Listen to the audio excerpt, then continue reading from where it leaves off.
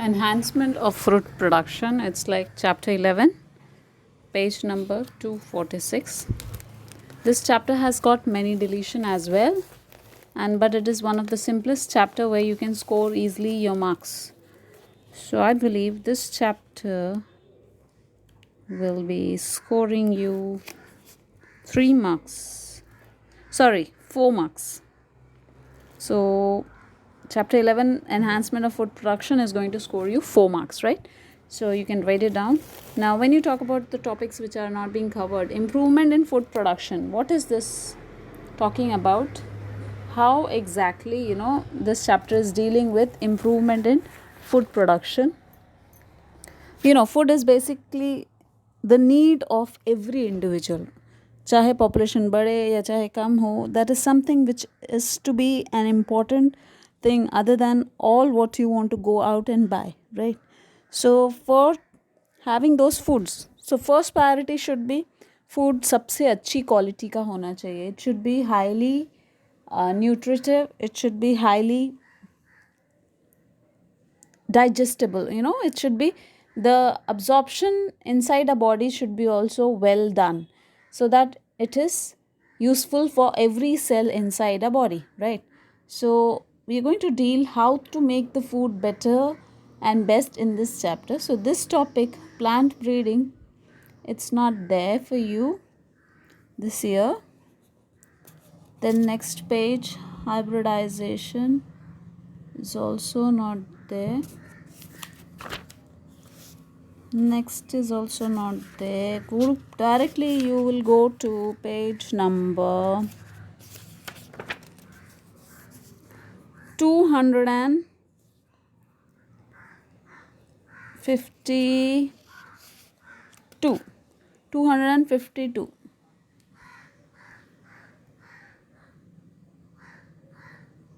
Now you take your notebook in your hand and write down this chapter's name. Okay, and write the subheading, biofortification. Now what is biofortification? When you talk about fortification, means addition. So addition of something which we already have in that. Let's talk about the present day rice. It has got carbohydrate. Now when in this rice we are adding something more of protein, more of iron, then it has become biofortified rice. क्या बोलेंगे उसको? So please make sure you write biofortification. Now you should be knowing how to define biofortification. What is it? It's a method in which crops are bred for having higher levels of vitamin, mineral and fat. Already उनमें एक particular quantity होती है, right? चाहे आप चावल बोलो, चाहे आप गेहूँ बोलो, चाहे आप carrot bolo, spinach, the vegetables available in the market, anything that is there, that is your food, that has its own good quality. But जब उस क्वालिटी के अंदर हम एडिशन करते हैं किसी चीज़ का, addition in suppose regarding the nutritional value is increased, that is called as biofortification. So when you are supposed to write the definition, method in which the crops are bred for having higher levels of vitamins, minerals and fats, that is better nutritive value. अब ये करने का कारण क्या था? क्योंकि लोगों को माल न्यूट्रिशन की प्रॉब्लम हो रही थी. मतलब they don't know what kind of nutrition they are supposed to take. So when they are just taking one particular type of substance, like for example in poor countries, they are not much educated and they don't have the knowledge, so there's a lot of malnutrition happening. There is malnutrition means खाना proper नहीं खाओगे तो defects भी होंगे, right? For example, when you say, some people who are very poor, they'll say चावल खा लो, चावल चावल को माऊ भात बना लो, कभी खिचड़ी बना लो, लेकिन चावल ही मेन होना चाहिए हमेशा. But they don't know the need of vegetables and pulses, because they are adding nutritive value to your food, right? तो उनको नहीं मालूम, इसलिए उनकी बॉडी में माल न्यूट्रिशन होने लगा. So when you're talking about malnutrition, it's like you need to work on these to keep your body healthy. तो what were the objective? तो क्या क्या हमने ध्यान रखा प्रोटीन को इम्प्रूव करने का, सबसे important. Then oil content improve किया. Then vitamins content. Then the micronutrient, उनकी क्वालिटी फूड के अंदर बढ़ाया. तो इन सारी चीज़ को इम्प्रूव किया हमने किसी पर्टिकुलर प्लांट के लिए. It can be any. So we have certain examples. So those examples you have in your next page. These are the questions. In general they'll ask you question, maize को कैसे boil fortify किया. So you can have कैसे नहीं, what was added in maize. You can simply remember amino acid was added in maize. मतलब protein quantity बढ़ा दिया गया. Amino acid का मतलब क्या है? It is the monomer of protein. No? तो maize was fortified with amino acid. Wheat की एक वैरायटी निकाली गई जिसको बोलते हैं एटलस 66, और ये बेहतर कैसी थी क्योंकि इसके अंदर प्रोटीन कंटेंट ज़्यादा था. देन चावल, rice was having more of iron content, 5 times more that was in normal rice, right. Then vegetables में जैसे कैरेट एंड स्पिनच, पालक, राइट, मार्ट यू कॉल इट, उसके अंदर विटामिन ए एंड मिनरल का कंटेंट बढ़ा दिया गया. विटामिन सी बढ़ाया करेले में, बिटर गॉड, टोमेटो के अंदर. So these are where exactly they have been developed. They are developed in Indian Agricultural Research Institute. Remember this, okay. And how is this being done? Through biotechnology, और you can remember this as a process of recombinant DNA. अब आप बोलोगे recombinant DNA क्या है? We are going to learn that in a chapter. We will be doing that. Now you go to the next page. This is all about biofortification. ठीक है, फिर ये animal husbandry नहीं है, हम लोग डायरेक्टली जाएंगे page number 258.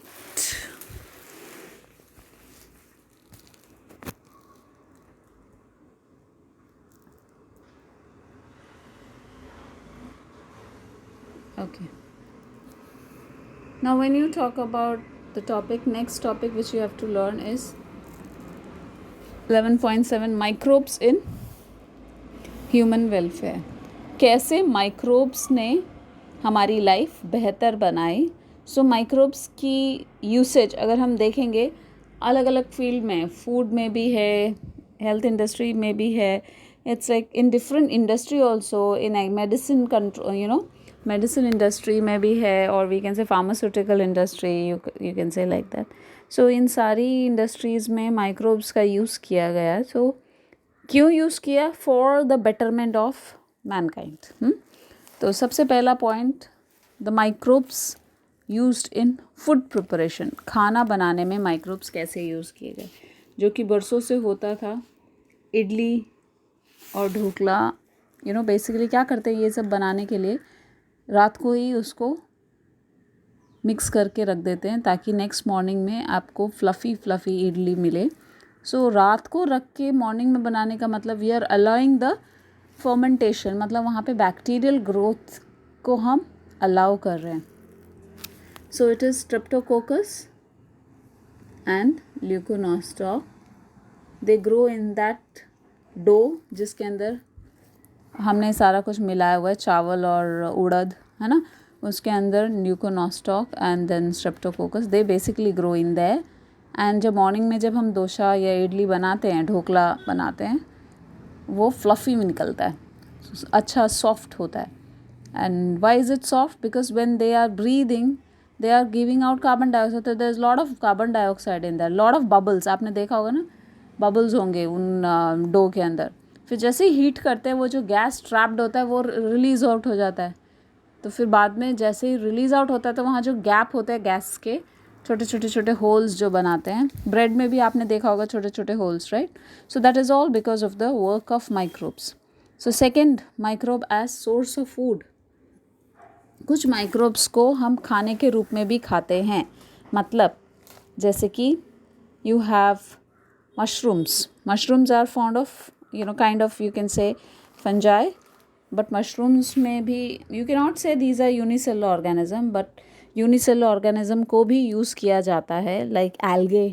In 11th standard you have seen how astronaut used to use those algae for keeping themselves healthy. When they are out in the space, they cannot eat chapati and all, because they will not have the provision of preparing it and all that, right? So they dry these kind of algae and store. So they are called as single cell protein. मतलब protein जो कि micro organism के बने हों, single cell protein इसलिए बोलते हैं. ठीक है. अब आप बोलोगे मशरूम सिंगल सेल नहीं है. It is a higher organism, but still we consider them under SCP. SCP stands for single cell protein.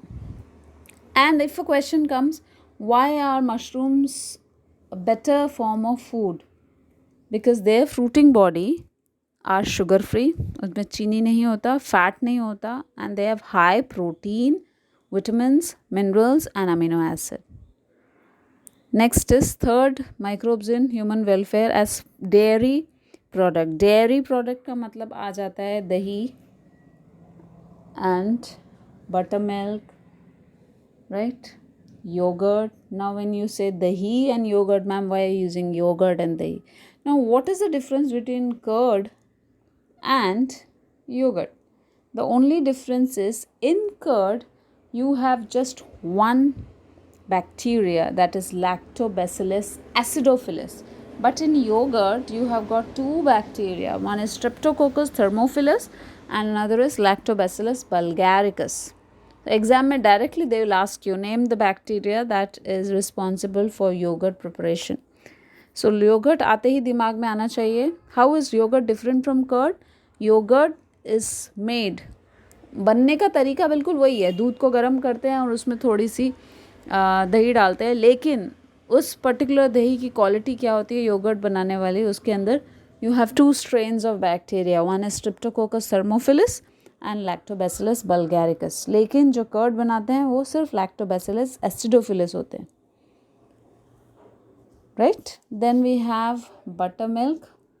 After you take out the butter, that means आप दूध की मलाई निकाल लेते हैं, उसके बाद उस मलाई में जब आप दही डाल के रात भर रख देते हैं तो वो बटर और वी कैन से वो जो मलाई है उसको जो कन्वर्शन हो जाता है उसका into another form. It is no more soft material, it's no more the butter, right. It's in a different format. ये इसके अंदर वो what you have micro organisms growth. So basically it is acidulated drink. अब उसको churn करते हैं और ऊपर ऊपर जो आता है that is something which we use for making ghee और for making butter, right.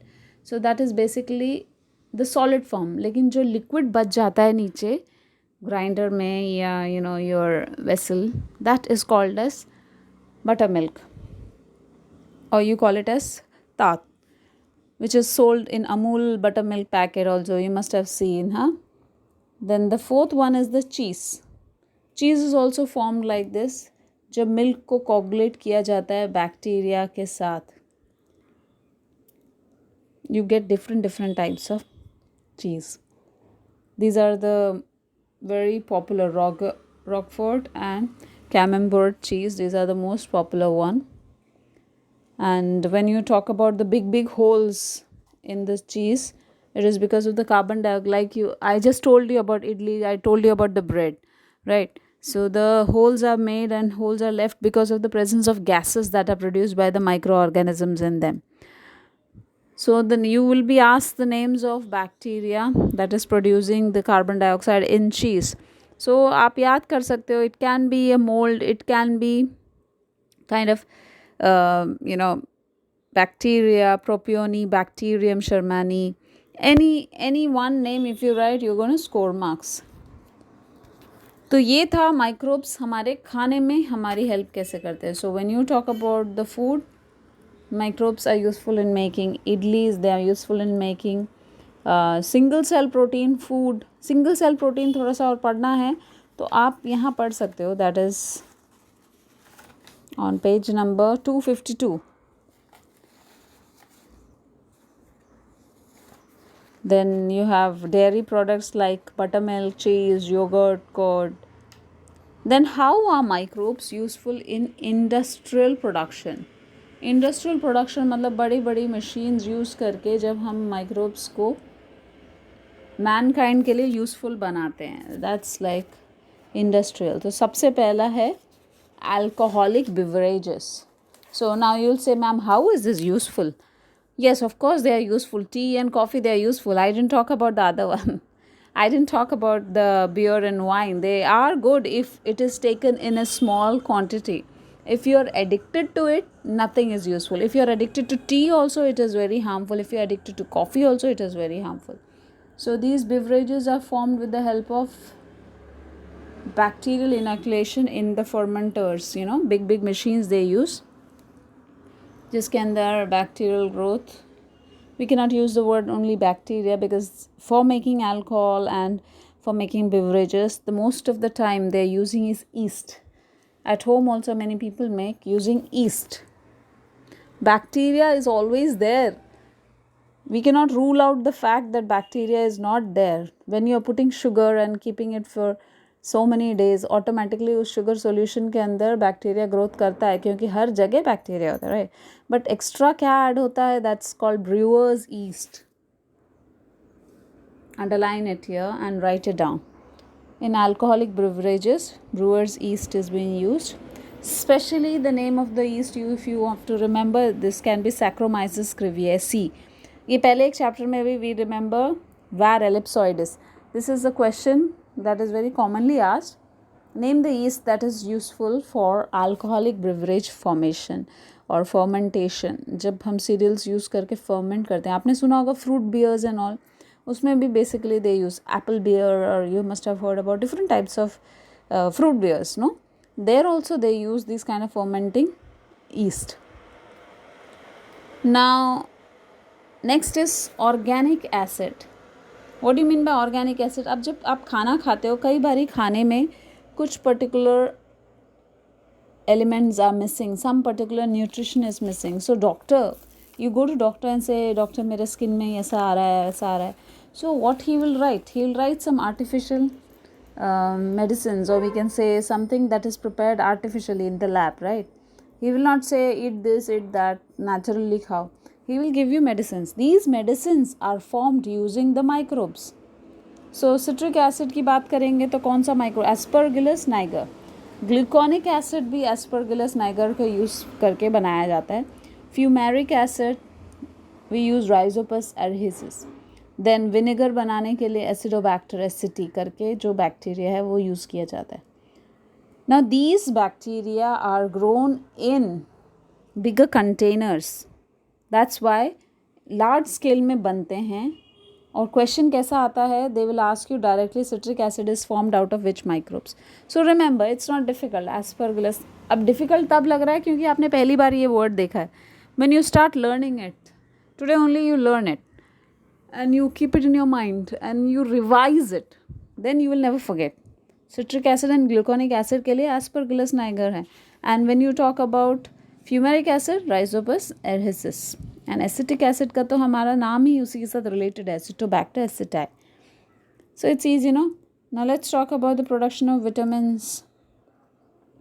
Some of the vitamins which are not produced inside the man's body, that has to be taken artificially. एक particular age के बाद we have to take vitamin D because your body is not capable enough to convert the cholesterol which is inside a body into the proper vitamins responsible for making your bones strong. So उसके लिए extra लेने पड़ते हैं. So जो vitamins की production के लिए हम लोग जो microbes use करते हैं, that you have to learn. Neurospora gossypi for vitamin B2, Erythrothecium ash B, that's again for vitamin B2. Then vitamin B12, D-nitrificans, Pseudomonas D-nitrificans, and vitamin C, Aspergillus niger. तो तीन तो आपको याद ही हो गए होंगे, citric acid, gluconic acid and vitamin C, right? ये तीन बैक्टीरिया के नेम सेम हो गए ना. So remember citric acid, gluconic acid and vitamin C by Aspergillus niger. Then we have next important large scale production with the help of microorganisms, antibiotics. जब आप बीमार हो जाते हो, डॉक्टर्स आपको एंटीबायोटिक्स लिख के देते हैं ना. आपकी बॉडी में जब एंटीबॉडीज़ कम हो जाते हैं, we have drawn the structure like this. Remember Y-shaped structure we drew from chapter number 10. So when those antibodies are less, our body cannot fight, we go to doctor. Then doctor will give us medicines that is going to help us relieve from a particular disease. So usko bolte therapeutic medicines, or we can say medicines that help in killing those bacteria or pathogens जो हमारी body में enter कर जाता है. So we have these antibiotics जो commonly use होता है. शुरू से पेनिसिलिन यूज़ हो रहा है. इवन आज भी डॉक्टर पेनिसिलिन राइट करके देता है. They actually prescribe penicillin. And penicillin is formed out of penicillium chrysogenum, right. Then streptomycin, streptomyces griseus. This you can easily remember. अच्छा 2-3 याद करो, ज़्यादा याद मत करो. क्लोरोमाइसिन याद रहेगा, streptomyces, erythromycin. Commonly given medicine. Chloromycin भी डॉक्टर्स बहुत कॉमनली लिख के देते हैं और एराइथ्रोमाइसिन भी बहुत commonly. So what I feel, these 4 are the very most common ones. So if you learn them, that will be good enough, no? बाकी learn करना है तो करो. It's not bad. It will help you in later period of time. NEET के लिए and all. But board के लिए I think 4 would be sufficient. Because in case they'll ask you, write down what kind of antibiotics can be formed. So you can simply write antibiotics like chloromycetin, erythromycin, penicillin from these bacteria. If you remember 2, 3, that is an added benefit. Then next is the production of enzymes. Enzymes हमारी body में बनते हैं, but कुछ enzymes को हमें different purpose के लिए use करना पड़ता है. Let's talk about paper industry. जब paper बनता है तो पेपर इंडस्ट्री में कुछ एक्स्ट्रा प्रोसीजर्स होते हैं. Like you call it as bleaching, pulping, you know. तो क्वालिटी इम्प्रूव करने के लिए पेपर की हो चाहे कोई भी पर्टिकुलर चीज़, even you talk about the textile, cloth industry में भी हम लोग एंजाइम्स को यूज़ करते हैं. Enzymes are those common enzyme which we have heard. Amylase, cellulase, protease. ये नाम सुन के ही समझ में आ रहा होगा they work on which particular substance, right. तो इन एंजाइम्स का थोड़ा बहुत नेचर में होना इज़ नॉर्मल, लेकिन उनकी क्वांटिटी ज़्यादा चाहिए. हमको लार्ज सेल बहुत ज़्यादा काम करना है. जब हमें बहुत ज़्यादा काम करना है, we want these enzymes more in number, तो उनको आर्टिफिशियली बनाया जाता है. So you have to remember the enzymes that are artificially formed out of these bacterias. Okay. Then next is gibberellin production. ये हमने किया था in one of our early chapters. Auxin, gibberellin, cytokinin. Remember the growth hormones, plant hormones we were talking about.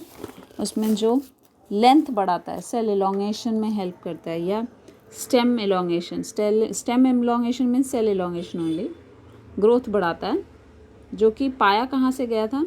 One of the rice plant had this disease, जिसके अंदर से ये इन scientist ने, Yabuta and Sumiki, Japanese scientist ने निकाला था gibberellin name का एक पर्टिकुलर हार्मोन. उनको समझ में आया कि जिबरलिन को लगा के भी हम बहुत कुछ कर सकते हैं, जैसे कि ग्रेप्स की लेंथ बढ़ा सकते हैं. And you can actually break the dormancy. Apple and pear में पार्थेनोकार्पी दे सकते हैं. Without fertilization apple can be develop, मतलब बिना बीज का एप्पल, बिना बीज का pear. So that's something very amazing, no. And it can induce flowering also. Long day plant, जो पौधे लंबे दिन ज़्यादा जिनको सनलाइट चाहिए होता है, उन पौधों के लिए gibberellin is very useful for flowering. अब आप लोग बोलोगे फ्लावरिंग का क्या फ़ायदा. फ्लावरिंग से पॉलिनेशन होता है, right. So that is important for the development of the plant. More seeds will be grown. Then next is microbes in sewage treatment.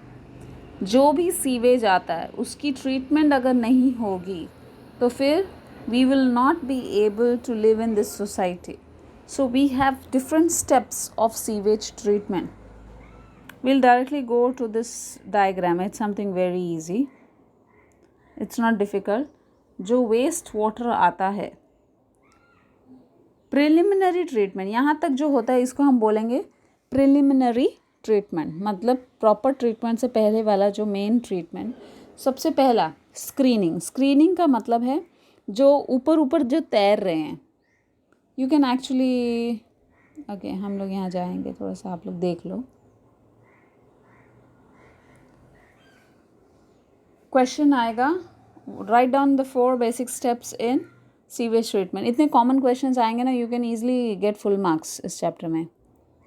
तो पहला स्टेप होगा प्रिलिमिनरी स्टेप, फिर होगा प्राइमरी ट्रीटमेंट, फिर होगा secondary treatment.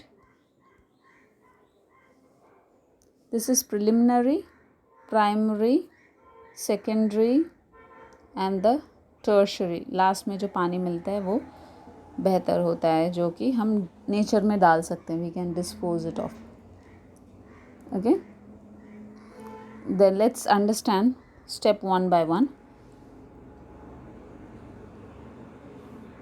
Keep your textbook right in front of you, और जैसे जैसे मैं समझा रही हूँ अंडरलाइन करते जाओ।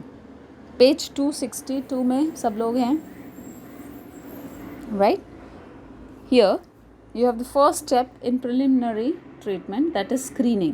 Screening में क्या देखा जाएगा? जो suspended particles हैं, okay? Suspended particles जो तैर रहे हैं, बड़े बड़े particles, solid particles, उसको स्क्रीन के थ्रू या नेट के थ्रू, यहाँ पे नेट लगाया होता है, तो पानी को नेट में से जाने को दिया जाता है। तो नेट क्या करेगा? ऑब्वियसली जो बड़े बड़े सब्सटेंस होंगे उसको हटा दिए जाएंगे। अब जो नेक्स्ट स्टेप है प्रिलिमिनरी में, वो भी कुछ कुछ ऐसा ही है, लेकिन यहाँ पे नेट नहीं डालते, यहाँ पे पत्थर होते हैं। So they call that word grit.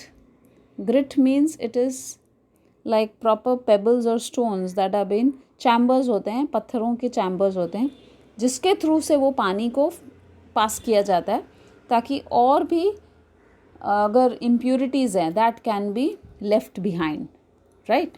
तो ये दोनों जो था, what did we do for this two? This is for filtration. हमने क्या किया था? हटाया, बड़ी बड़ी पार्टिकल्स को हटाया। So first step was screening, second is grit setting और ग्रिट चैम्बर के through. After the water has been removed from, like you know, the बड़े बड़े सॉलिड्स हटा दिए गए, उसके बाद होता है प्राइमरी ट्रीटमेंट। प्राइमरी ट्रीटमेंट के अंदर क्या होता है? एक सेडिमेंटेशन टैंक होता है यहाँ पे, जिस टैंक के अंदर हम लोग इन सब्सटेंस को छोड़ देते हैं, और कुछ दिन के लिए, means you can not say particularly for days, but for some time it is left like that. उससे क्या होता है?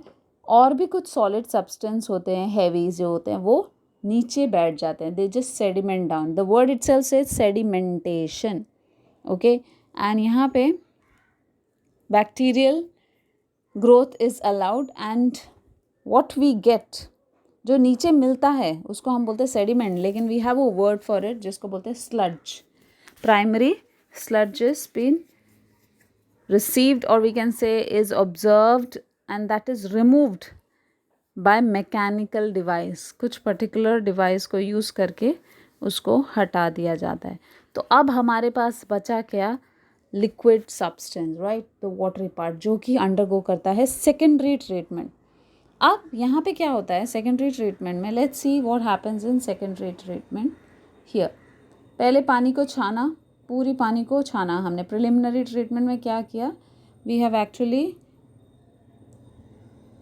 आई am sorry, what did we do?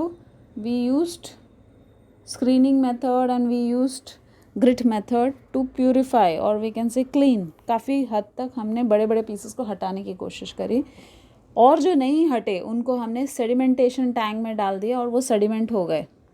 फिर जो सेडिमेंट हुआ था, जिसको हम बोलते हैं स्लज, पानी में जो नीचे नीचे इकट्ठा हुआ, उसको हमने रिमूव कर दिया यूजिंग सम मैकेनिकल सब्सटेंस। तो अब हमारे पास बचा the liquid part which is send through the next process, जिसको बोलते हैं secondary treatment.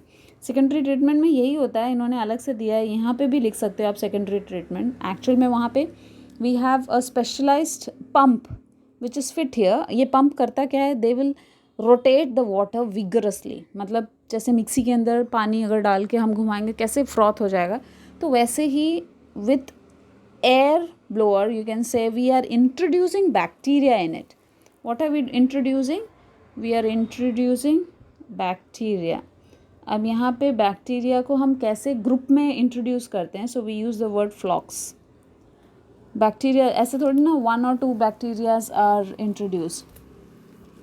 So we are introducing some bacteria and the fan is allowed, or we can say the aeration machine is allowed to work.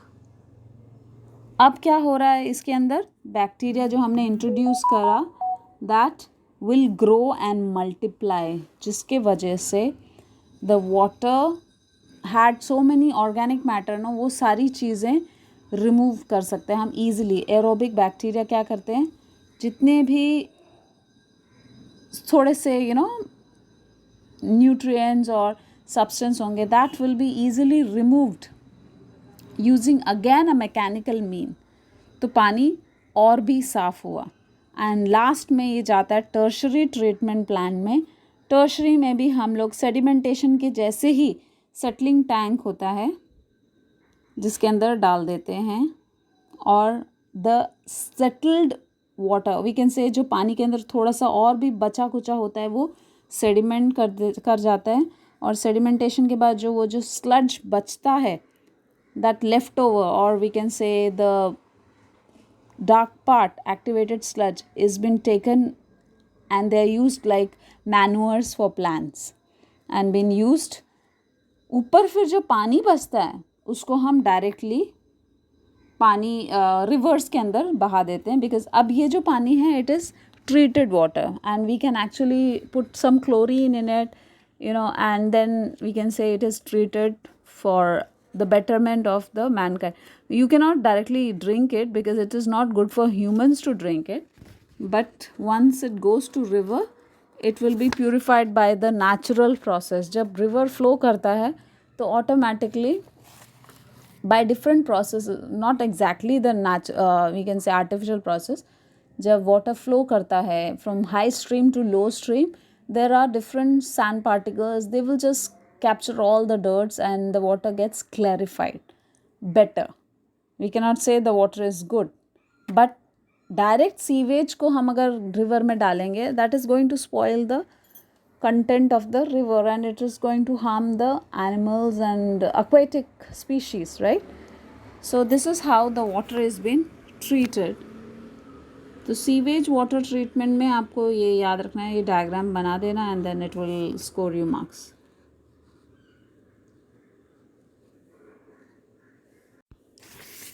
The next topic it is microbes in energy generation. मतलब कैसे हम microbes को use कर सकते हैं for energy generation. I think I'll take that in our next lecture.